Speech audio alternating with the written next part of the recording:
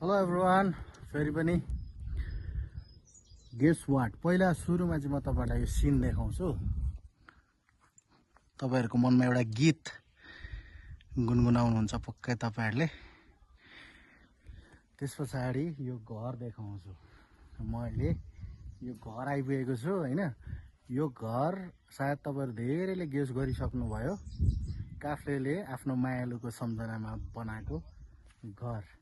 अनि काफ्ले पर्खाइमा छ एक दिन आफ्नो मायालु यो घरमा आउँछिन् र सँगै बस्छु भनेर। हो, यो उनको स्वेटरको काफ्लेले, चलचित्र उनको स्वेटरको काफ्लेले आफ्नो मायालुको लागि बनाइदिएको घर। ताला लगाएको रहेछ, भित्र छिर्न चाहिँ पाइन। अनि सुन्दर फुलहरू, यसरी हेर्नुस् यो घर।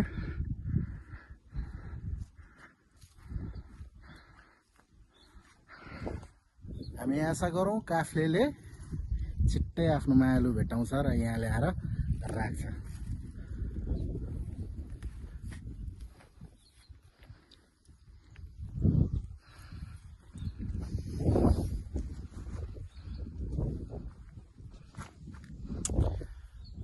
अनि हामी धेरै नै झुक्किरहेका रहेछौँ हैन। हामीले पनि सोच्यौँ यो घर चाहिँ फालेलुङमा छ।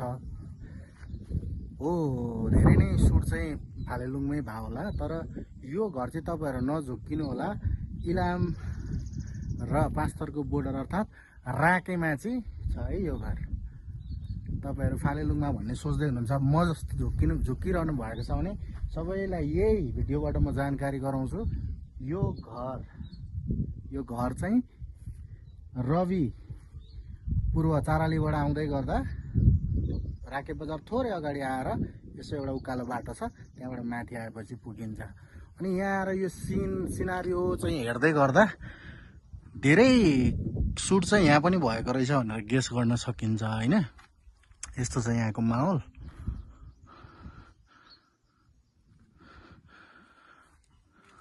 र तपाईलाई फेरि जानकारी दिएँ मैले, यो घर चाहिँ राकेमा छ है। राकेमा आएर हजुरहरूले सोध्नु भयो भने जसले पनि भनिदिनुहुन्छ, म जस्तै झुक्किरहनु भयो होला, धेरैलाई थाहा छैन। यो राकेमा छ है।